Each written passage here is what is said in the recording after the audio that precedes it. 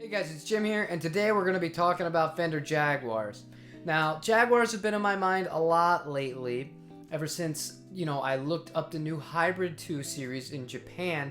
Noticed they're no longer a part of that. They're obviously not a part of the American Professional 2. There's no more performers, so the number of Jaguars available are low.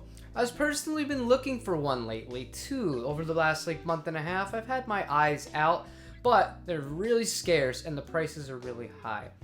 So it made me revisit this Classic Vibe in the FSR shell pink finish that we put a pearloid pickguard on. Really striking, pretty guitar. But it does have a few problems. So I want to go over what I like about this guitar, what I'm going to change on this guitar, except one thing. I'm not going to tell you one thing, but you'll see it next week. And, just my general thoughts. So for starters on this guitar, this neck, if you do like a little bit of a thinner neck and you like the modern radius on Jaguars, then this is a perfectly acceptable neck. This neck is actually really decent. The fretwork on it is pretty good. There are no dead spots on it. The blocks are a really nice touch. It's a little glossy on the back, but I mean, that's to be expected. You can hit that with some really fine sandpaper. Take that off if it's not your thing. However, if you don't mind the radius, like I said, decent. Tuners, okay. They're not horrible, they're not good either. And they're gonna be going, for sure. The nut on this is actually pretty decent. There's no binding in it whatsoever, so I don't have any problems with that either. It's once we start going more towards this side of the guitar where there are a few issues that you should be aware of. The bridge is where things start to get wonka. Now, when I first got this guitar, I noticed it did have the Mustang bridge on it. And that was a big selling point to me because I don't like the multiple saddle placements on the vintage style bridges. I normally used a Mastery bridge for many years on my Jazzmaster, but the Mustang bridge, if done right, can be great. So what's wrong with it on this guitar? On this guitar itself, the bridge moves way too much. So what happens is, when you go and you use the tremolo over time, it's not always going to sit flush back and return perfectly in tune. And that's why this guitar has serious tuning issues. I initially thought maybe it was the nut, but no. After doing more research and after actually taking the guitar apart and really inspecting it, the bridge there's too much play in it. There's too much space. So ways you can get around this. You could either take some electrical tape or masking tape or painter's tape of your choice, wrap it around the posts and have it sit in a little bit better. That's the temporary fix that we have on right here. It's a lot better after doing that.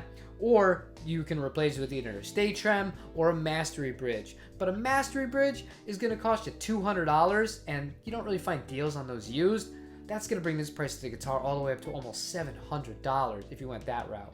Another positive of this guitar, but something I am going to be replacing out of personal preference, is the bridge. Now, do I care that it doesn't say Fender on it? No, I could not care less that it doesn't say Fender on it. What I do care about, though, is I like having the lock. I use it on my Jazzmaster a lot, and then in a pinch, if you do break a string, it's a lifesaver. Trust me, if you play offsets with this kind of trem on it, you want to have a lock on it. But as it sits right now, it works really well. There's nothing about the actual function of it. The tension's really good. It's set up really decently. I don't have any issues with the trem outside of the fact that I just want the locking mechanism that comes on the Japanese model one. Now, as far as the electronics on the guitar goes, the switches, happy to report, absolutely no problems with any of the four.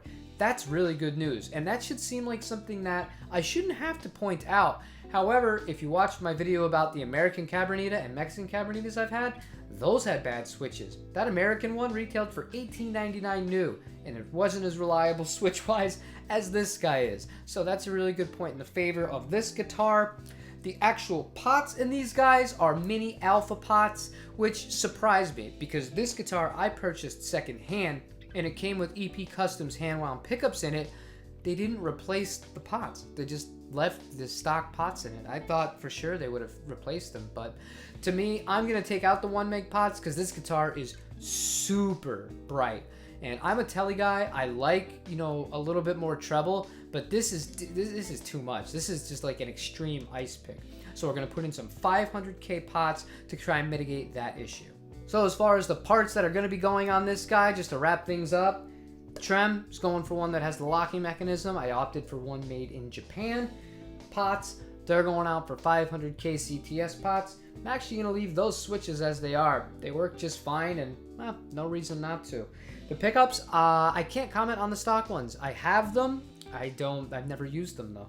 And then the bridge, issues as far as the stability of it, but I don't think I'm going to replace the bridge. Maybe I'll replace the saddles on the bridge to Graphtec ones. I do have a set of those lying around that I used on another Jaguar in the past. I might try those, and then the electrical tape to try and get the tailpiece to actually sit in better. The neck is all about preference. If you like the 9.25, 9.5, absolutely perfect. No problems with the up and down, no fretting out, nothing like that. Really, really decent guitar. But that's the quick little status update of the Classic Vibe Jaguar. And next week, all the work's gonna be done, including one thing that I didn't want to spoil. I just found too good of a deal. I had to do it. But you'll have to wait and check out next week's video with this guitar to see exactly what I'm talking about. Until then, leave me a like if you like what I am doing, you guys. I really do appreciate it. Leave a comment. Let me know if you have any of these guitars, what you've modified on it, or if you plan to modify it. Subscribe if you haven't. And other than that, I will see you tomorrow for another guitar video. Take care, you guys.